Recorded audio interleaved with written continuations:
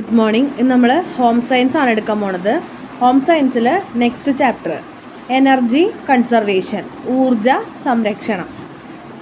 അപ്പോൾ നമ്മൾ ചെറുപ്പത്തിലൊക്കെ പഠിച്ചിട്ടുള്ള കാര്യങ്ങളാണിത്. ഊർജ സംരക്ഷണം അല്ലെങ്കിൽ എനർജി കൺസർവേഷൻ. അപ്പോൾ എന്താണ് എനർജി എന്ന് നമുക്ക് അറിയാം. അപ്പോൾ നമ്മൾ ഇതുപോലെ തന്നെ വീട്ടിലൊക്കെ തന്നെയാണെങ്കിലും ഫാനൊക്കെ ഇട്ട് നമ്മൾ പുറത്ത് പോകുമ്പോൾ നമ്മുടെ വീട്ടിലവർ പറയും അത് ഓഫാക്ക്, കറണ്ട് ബില്ല് കൂടും എന്നൊക്കെ പറയില്ലേ. അപ്പോൾ അവരെന്താ പറയണത്? നമ്മുടെ വൈദ്യുതി അത് നമ്മൾ മാത്രം ഉപയോഗിച്ച് കഴിച്ചാൽ പോരാ, ഭാവിയിലേക്കും കൂടെ വേണമല്ലേ. അങ്ങനെ ഒരു എക്സാമ്പിൾ പറഞ്ഞതാണ്. അപ്പോൾ പലതരത്തിലുള്ള ഊർജ്ജങ്ങളുണ്ട്, നമ്മൾ ഉപയോഗിക്കുന്ന പലതരത്തിലുള്ള ഊർജ്ജങ്ങളുണ്ട്. ഇപ്പോൾ വൈദ്യുതി അത് ഒരു വൈദ്യുതോർജ്ജമാണ്. പിന്നെ നമ്മൾ സോളാർ, ഇപ്പോൾ എല്ലായിടത്തും എന്താണ് സോളാർ പാനൽസാണ്. അപ്പോൾ സോളാർ, അതുപോലെ തന്നെ എന്താണ് കൽക്കരി, പിന്നെ എന്താ ജലം, കാറ്റ്, അങ്ങനെ പലതരത്തിലുള്ള ഊർജ്ജങ്ങളുണ്ട്. ആ ഊർജ്ജങ്ങളൊക്കെ നമ്മൾ നമ്മുടെ ദൈനംദിന ജീവിതത്തിൽ പല ആവശ്യങ്ങൾക്ക് ഉപയോഗിക്കുന്നുണ്ട്. ഇങ്ങനെയുള്ള ഈ ഊർജ്ജങ്ങൾ നമ്മളെങ്ങനെ കൺസർവ് ചെയ്യാം, അതിനെക്കുറിച്ചൊക്കെയാണ് നമ്മൾ ഈ ചാപ്റ്ററിൽ നോക്കാനായിട്ട് പോണത്. അപ്പോൾ ഫസ്റ്റ് നമുക്ക് എന്താണ് ഈ എനർജി എന്ന് നോക്കാം. ജോലി ചെയ്യാനുള്ള പ്രാപ്തി അല്ലെങ്കിൽ നമ്മുടെ കഴിവിനെയാണ് നമ്മൾ എന്ത് പറയുക? ഊർജ്ജം എന്ന് പറയാം. ജോലി ചെയ്യാനുള്ള നമ്മുടെ കഴിവിനെയാണ് ഊർജ്ജം എന്ന് പറയുന്നത്. ഇനി ഊർജ്ജത്തിൻ്റെ ഉറവിടങ്ങൾ അല്ലെങ്കിൽ സോഴ്സസ് ഓഫ് എനർജി എന്ന് പറയുന്നത് നമ്മൾ നേരത്തെ പറഞ്ഞ പോലെ തന്നെ ഏതൊക്കെയാണ്? സൂര്യൻ, കാറ്റ്, ജലം, അതുപോലെ ഇന്ധനങ്ങൾ എന്ന് പറയുമ്പോൾ തടി, കൽക്കരി, എണ്ണ, അതുപോലെ തന്നെ നാച്ചുറൽ ഗ്യാസ്, പ്രകൃതിദത്ത വാതകങ്ങൾ, അതൊക്കെ പെടും. പിന്നെ ന്യൂക്ലിയർ ഫ്യൂവൽസ്, പിന്നെ വൈദ്യുതി, ജിയോ തെർമൽ, ഇതൊക്കെ എന്താണ്? നമ്മുടെ ഊർജ്ജത്തിൻ്റെ ഉറവിടങ്ങളാണ്. ഇനി എനർജീനെ മെയിൻലി രണ്ടായിട്ട് ഡിവൈഡ് ചെയ്തിട്ടുണ്ട്. റിന്യൂവബിൾ എനർജിയും അതുപോലെ നോൺ റിന്യൂവബിൾ എനർജിയും. റിന്യൂവബിൾ എന്ന് പറഞ്ഞാൽ എന്താണ്? നമുക്ക് പുനരുപയോഗിക്കാം, വീണ്ടും ഉപയോഗിക്കാൻ പറ്റുന്ന എനർജിയാണ് എന്ത്? Renewable energy. നോൺ റിന്യൂവബിൾ എന്ന് പറഞ്ഞാലോ വീണ്ടും ഉപയോഗിക്കാൻ പറ്റില്ല. വീണ്ടും ഉപയോഗിക്കാവുന്ന ഊർജ്ജ ഉറവിടമാണ് എന്ത്?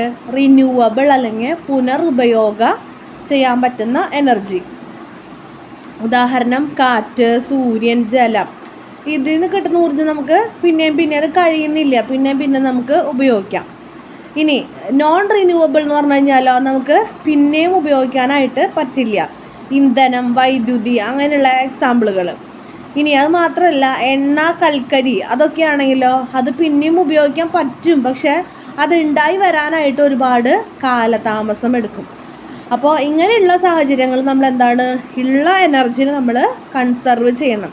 എപ്പോഴും എന്തായിരിക്കണം? സസ്റ്റൈനബിൾ ആയിരിക്കണം. സസ്റ്റൈനബിൾ ആയിരിക്കുക എന്ന് പറയുമ്പോൾ ആവശ്യത്തിന് മാത്രം എടുക്കുക. കാരണം എന്താ? നമ്മളോട് കൂടെ തീരുന്നില്ല, നമ്മൾ കഴിഞ്ഞു വരുന്ന ഭാവി തലമുറയ്ക്കും കൂടെ നമ്മൾ അവിടെ ബാക്കി വെക്കണം. അപ്പം നമ്മുടെ ആവശ്യത്തിന് മാത്രം എടുക്കുക, പാഴാക്കാതെ ഇരിക്കാം. ആ ഒരു സസ്റ്റൈനബിൾ ആയിട്ട് നമ്മൾ യൂസ് ചെയ്യാം. അപ്പോൾ എനർജി എന്താണെന്ന് കണ്ടോ? അത് 2 ടൈപ്പ് ഉണ്ട്. അപ്പോൾ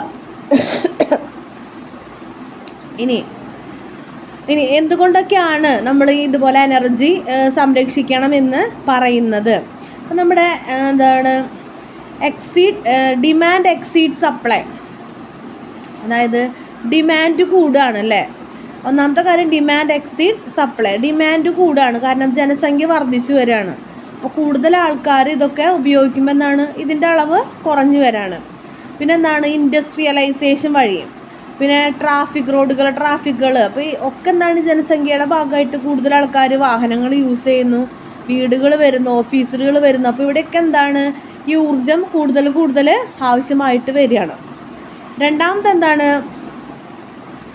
അപ്പോൾ നമ്മൾ ആൾക്കാർ കൂടുതലാണ്, ഇങ്ങനെയുള്ള കാര്യങ്ങൾക്ക് വേണ്ടി വരുമ്പോൾ എന്താണ്? നമ്മളതിനെ കൺസർവ് ചെയ്യണം. കാരണം ഇത്രയും പേർക്ക് ഉപയോഗിക്കാനായിട്ട് ഇത്രയാണ് ഉള്ളത്. രണ്ടാമത്തെന്ന് പറയുന്നത് എനർജി സേർവ്ഡ് ഈസ് എനർജി ജനറേറ്റഡ്, അതായത് ഊർജ്ജം പാഴാക്കാതെ സംരക്ഷിക്കണം. ചിലതൊക്കെ എന്താണ്? ഉപയോഗിച്ച് കഴിഞ്ഞാൽ പിന്നെ ഉണ്ടാവില്ല അല്ലേ. അപ്പം നമ്മൾ എന്ത് വേണം? അത് നമ്മൾ പാഴാക്കാതായി നമ്മൾ സംരക്ഷിക്കണം. ഊർജ്ജ സംരക്ഷണം വർദ്ധിക്കുമ്പോൾ എന്താണ്? കൂടുതൽ ഊർജ്ജം ഉൽപ്പാദിപ്പിക്കേണ്ടി വരുന്നില്ല. ഇനി ചില ഫ്യൂവൽസ് എങ്ങനെയാണ്? ലിമിറ്റഡ് ആണ്, വളരെ കുറവാണ്. കൽക്കരി, ഗ്യാസ്, എണ്ണയ്ക്ക് കുറവാണ്. അപ്പം അതുകൊണ്ടൊക്കെ എന്താണ്? ഈ 3 കാരണങ്ങൾ കൊണ്ട് നമ്മൾ ഊർജ്ജത്തെ സംരക്ഷിച്ചേ മതിയാവും. ഒന്നെന്താണ്? Demand exceed supply. 2 energy saved is energy generated. 3 fuel are limited. ഇങ്ങനെയുള്ള 3 കാരണങ്ങൾ കൂടി നമ്മൾ എനർജീനെ എന്ത് ചെയ്യണം? കൺസർവ് ചെയ്യണം. അപ്പോൾ നമ്മൾ എനർജി കൺസർവ് ചെയ്യണം എന്ന് നമുക്ക് മനസ്സിലായി. ഇനി എങ്ങനെയൊക്കെ നമുക്ക് എനർജി കൺസർവ് ചെയ്യാം? നമുക്ക് വീട്ടിൽ ഒന്നാമത്തെ എങ്ങനെയാണ്, നമ്മുടെ വീട്ടിൽ നമുക്ക് എങ്ങനെയൊക്കെ എനർജി കൺസർവ് ചെയ്യാം നമ്മൾ ആലോചിച്ച് തന്നെ ഇതാവുന്നേ ഉള്ളൂ. എങ്ങനെയാണ്? നമ്മൾ ആവശ്യമില്ലാത്ത സമയത്ത് നമ്മുടെ ലൈറ്റ് ഫാനൊക്കെ ഓഫ് ചെയ്ത് വെക്കുക. അതുപോലെ തന്നെ വെറുതെ അനാവശ്യമായിട്ട് വെള്ളം പാഴാക്കാതിരിക്കുക. ഇടയ്ക്കിടയ്ക്ക് ഫ്രിഡ്ജ് തുറക്കാതിരിക്കുക. അതുപോലെ ISI മുദ്രയുള്ള നമ്മുടെ എക്യുപ്മെൻറ്റ്സ് യൂസ് ചെയ്യുക. പ്രഷർ കുക്കറിൽ പാചകം ചെയ്യുക. സോളാർ കുക്കറുകൾ ഉപയോഗിക്കുക. അങ്ങനെയൊക്കെ ചെയ്യുമ്പോൾ എന്താണ്, നമുക്ക് എനർജി കൺസർവ് ചെയ്യാനായിട്ട് പറ്റും. പിന്നെ ഇപ്പോൾ ആണെങ്കിലോ ഒട്ടുമിക്ക വീടുകളിലും എന്താണ് സോളാർ സ്ഥാപിച്ചിട്ടുണ്ട്. അപ്പോൾ വൈദ്യുതിയുടെ ഉപയോഗം വളരെയധികം കുറവായിട്ട് വരുന്നുണ്ട്. ഇനി നമ്മുടെ വർക്ക് പ്ലേസിൽ അതുപോലെ കൃഷിയിടങ്ങളിലൊക്കെ നമുക്ക് എങ്ങനെയാണ്, അല്ലെങ്കിൽ നമ്മുടെ ജോലി സ്ഥലങ്ങളിൽ കൃഷിയിടങ്ങളിലൊക്കെ എങ്ങനെ വൈദ്യുതി ലാഭിക്കുക? ഇപ്പോൾ കൃഷിയിടങ്ങളിലാണെങ്കിൽ നമ്മൾ ട്രാക്ടർ യൂസ് ചെയ്യുന്നവരായിരിക്കും. അപ്പോൾ നമ്മളിങ്ങനെ കുറച്ച് സ്ഥലങ്ങൾ പല സമയത്ത് ഇങ്ങനെ പൂട്ടാതെ ഒരുമിച്ച് ചെയ്യാനായിട്ട് നോക്കാം. ഇങ്ങനെ മെഷീനുകൾ യൂസ് ചെയ്യുമ്പോൾ ഒരുമിച്ച് യൂസ് ചെയ്യാം. അപ്പോൾ ഒറ്റയടിക്ക് ആ പരിപാടി അങ്ങോട്ട് കഴിയും. അപ്പോൾ അതിൻ്റെ ഒരുമിച്ചാവും. പിന്നെ എപ്പോഴും ഒരു വാഹനം എങ്ങനെയാണ് നിർത്തിയിട്ടിട്ട് സ്റ്റാർട്ടാക്കുമ്പോൾ കുറച്ചധികം പെട്രോളോ ഡീസലോ ഒക്കെ പോകും. അപ്പോൾ അതങ്ങനെ ഒരുമിച്ച് അങ്ങനെ ചെയ്യാനായിട്ട് നോക്കുക. പിന്നെ ഇടയ്ക്കിടയ്ക്ക് നോക്കുക ലീക്കാവുന്നുണ്ടോ, അങ്ങനെയുള്ള കാര്യങ്ങളൊക്കെ ശ്രദ്ധിക്കുക. ഇപ്പോൾ ജോലി സ്ഥലങ്ങളൊക്കെ ആണെങ്കിലോ എല്ലാതും ഇപ്പോൾ AC ഒക്കെ ആയിരിക്കും അല്ലേ. അപ്പോൾ അനാവശ്യമായിട്ട് അതൊക്കെ ഓണാക്കാതെയൊക്കെ ഇരിക്കുക. ഫാനൊക്കെ ആവശ്യം കഴിഞ്ഞ് ഓഫാക്കുക. ഈ പറഞ്ഞ പോലെ തന്നെ വെള്ളം പാഴാക്കാതിരിക്കുക. അങ്ങനെയുള്ള കാര്യങ്ങളൊക്കെ ചെയ്യാം. ലിഫ്റ്റുകളുടെ ഉപയോഗം കുറയ്ക്കുക. നമ്മുടെ ആരോഗ്യത്തിനും നല്ലത് തന്നെയാണ്. ഇനി റോഡിൽ എങ്ങനെയാണ്, ഇപ്പോൾ എല്ലാവരും ഒരു വീട്ടിൽ ഒരു വാഹനമില്ലാത്ത, സ്വകാര്യ വാഹനമില്ലാത്തൊരു വീടുണ്ടാവില്ല. അപ്പോൾ എന്ത് വേണം, എല്ലാവരും സ്വന്തമായിട്ട് വാഹനം ഉപയോഗിക്കുകയാണ്. അപ്പോൾ അത്രയും പെട്രോളോ ഡീസലോ അവിടെ യൂസ്ഡ് ആവാണ്. അപ്പോൾ എന്ത് ചെയ്യണം, ഇപ്പോൾ ഒരു വീട്ടിൽ തന്നെ അച്ഛനുണ്ട്, 2 ആൺമക്കളുണ്ട്, പെൺമക്കളുണ്ടോ, എല്ലാവർക്കും സെപ്പറേറ്റ് വണ്ടി ഉണ്ട് അല്ലേ. ചിലപ്പോൾ എല്ലാവരും ഒരു വീട്ടിൽ ഒരു സ്ഥലത്തേക്കാണ്, അല്ലെങ്കിൽ പോണ വഴിയിലൊക്കെ ആണെങ്കിൽ സെപ്പറേറ്റ് ആയിട്ടൊക്കെ പോകുന്നവരൊക്കെ ഉണ്ടായിരിക്കും. അപ്പോൾ നമ്മൾ മാക്സിമം നമ്മൾ പൊതുവാഹനങ്ങൾ ബസ്സുകളെയൊക്കെ നമ്മൾ ആശ്രയിക്കാനായിട്ട് നോക്കുക കഴിയുന്നതും. അപ്പോൾ എന്താണെന്ന് വെച്ച് കഴിഞ്ഞാൽ ഈ ഇന്ധനങ്ങൾ നമുക്ക് ലാഭിക്കാനായിട്ട് പറ്റും. പിന്നെ പൊതുവാഹനങ്ങൾ പോവുക. ഇനിയിപ്പോൾ നമ്മൾ ഉപയോഗിക്കുകയാണെങ്കിൽ തന്നെ മിനിമം വേഗതയിൽ പോവുക. അനാവശ്യമായിട്ടുള്ള ബ്രേക്ക് ക്ലച്ചൊക്കെ വെച്ചിട്ടുള്ള ആ ലീക്കേജ്, അപ്പം അങ്ങനെ ഉണ്ടാവുന്ന ഇന്ധന ലീക്കേജുകളൊക്കെ കുറയ്ക്കാം. ഇങ്ങനെയൊക്കെ നമുക്ക് എന്ത് ചെയ്യാം, എനർജീനെ കൺസർവ് ചെയ്യാം. ഇങ്ങനെയൊക്കെ നിങ്ങൾക്ക് അറിയാവുന്ന രീതിയിൽ നിങ്ങളുടെ കോൺട്രിബ്യൂഷൻസും കൂടെ ഇതാട്ടോ. ഇനി നമ്മൾ ഭാവിയിലേക്ക് വേണ്ടി ഫ്യൂച്ചർ ഓപ്ഷൻസ് എന്തൊക്കെയാണ്, എനർജി ഭാവിയിലേക്ക് വേണ്ട നമ്മുടെ ഊർജ്ജ മാർഗങ്ങൾക്ക് വേണ്ടിയുള്ള ഫ്യൂച്ചർ ഓപ്ഷൻസ് എന്തൊക്കെയാണെന്ന് നോക്കാം. അതിൽ ഏറ്റവും ഇമ്പോർട്ടൻ്റ് ആയിട്ടുള്ള നമ്മുടെ സോളാർ എനർജിയാണ്, സൗരോർജ്ജമാണ്. അതാണ് ഞാൻ നേരത്തെ പറഞ്ഞത്. ഒട്ടുമിക്ക വീടുകളിൽ സോളാർ പാനലുകളുണ്ട്. അപ്പോൾ തുടക്കത്തിൽ ഇത്തിരി ചിലവ് കൂടുതലാണെങ്കിലും പിന്നീട് അങ്ങോട്ട് വളരെയധികം ചിലവില്ല. വൈദ്യുത ബില്ല് വളരെയധികം കുറവാണ്. അത് ഉപയോഗിച്ചുകൊണ്ട് ഒട്ടുമിക്ക സാധനങ്ങൾ നമുക്ക് പ്രവർത്തിപ്പിക്കാനും പറ്റും. ഇപ്പോഴാണെങ്കിലോ ചൂട് ഇങ്ങനെ കൂടിക്കൊണ്ടിരിക്കുകയാണ്. അപ്പോൾ നന്നായിട്ടത് ഉപയോഗിക്കാനും പറ്റും. അപ്പോൾ ഇവിടെ എന്താ ചെയ്യണത്, സൗരോർജ്ജത്തിനെ വൈദ്യുതോർജ്ജമാക്കി മാറ്റുകയാണ് ചെയ്യുന്നത്. അപ്പോൾ ലൈറ്റ് എല്ലാതും നമുക്ക് ഇതിൽ ഉപയോഗിക്കാനായിട്ട് പറ്റും. ഇനി അതല്ലാതെ തന്നെ സോളാർ കുക്കർ, സോളാർ ലൈറ്റുകൾ, അങ്ങനെ സെപ്പറേറ്റ് വേറെ സാധനങ്ങളുണ്ടാവും. അപ്പോൾ സോളാർ ലൈറ്റുകളൊക്കെ ആകുമ്പോൾ നമ്മളിങ്ങനെ സൂര്യപ്രകാശത്തിൽ വെക്കുന്നു, അതിനെ ചാർജ് ആക്കുന്നു, എന്നിട്ട് പിന്നെ നമുക്കത് വേറെ ഉപയോഗിക്കാനായിട്ട് പറ്റും. സോളാർ അടുപ്പുകൾ. ഇനി വേറൊന്നാണ് ബയോ ഗ്യാസ്. അതായത് വായുവിൻ്റെ സാന്നിധ്യം ഇല്ലാതെ മൃഗങ്ങളുടെ, നമുക്കറിയാം അല്ലേ, നമ്മുടെ എല്ലാ വേസ്റ്റുകളും ചാണകവും അതൊക്കെ കൊണ്ടിട്ടിട്ട് നമുക്കൊരു പ്ലാന്റ് ഉണ്ടാവും. അതിൽ നിന്ന് നമ്മൾ സ്ലറി എടുക്കും. അപ്പോൾ നമുക്കത് വളമായിട്ട് ഉപയോഗിക്കാം. ബയോഗ്യാസ് ഡയറക്റ്റ് ഗ്യാസിലേക്ക് കണക്ഷൻ കൊടുക്കും.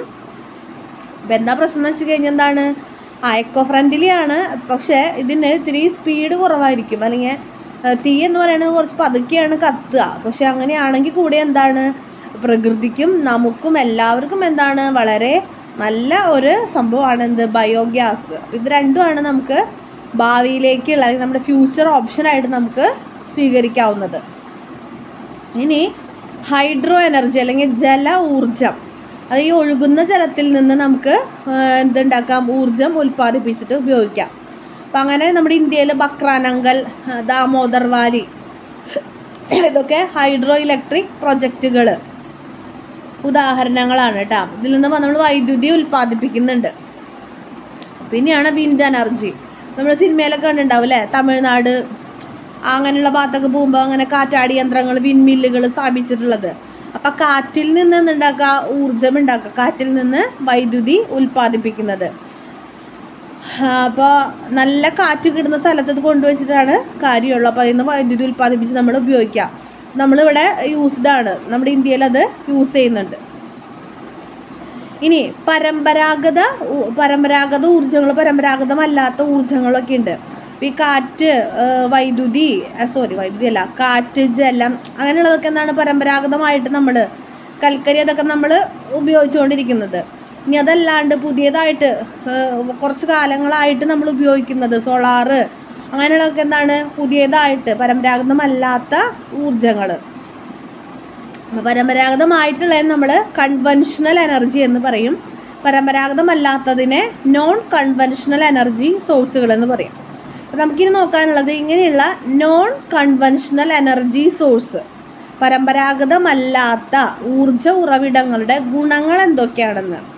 നോൺ കൺവെൻഷണൽ എനർജി സോഴ്സുകളുടെ ഗുണങ്ങൾ എന്തൊക്കെയാണെന്നുള്ളത്. അവസാനിക്കാത്ത ഊർജ വിതരണം. അപ്പോൾ സോളാർ എനർജി ഒക്കെ ആണെങ്കിൽ എന്താണ്, അതൊരിക്കലും അവസാനിക്കില്ല അല്ലേ, നമുക്ക് എത്ര വേണമെങ്കിലും അതിൽ നിന്ന് ഉൽപ്പാദിപ്പിക്കാനായിട്ട് പറ്റും. ലാഭിക്കാൻ എളുപ്പമാണ്, മലിനീകരണ വിമുക്തമാണ്, പ്രാദേശികമായി ഉൽപ്പാദിപ്പിക്കുന്നതിനാൽ വിതരണ ചെലവ് കുറവാണ് അല്ലേ. ഒരുത്തിക്ക് പോകണില്ല. ഇപ്പം നമ്മുടെ വീട്ടിൽ സോളാർ പാനൽ വെച്ചു, അത് നമ്മുടെ വീട്ടിലേക്കുള്ളതാ, വേറെ സ്ഥലത്ത് വെച്ചു അത് അവിടേക്കുള്ളതാ.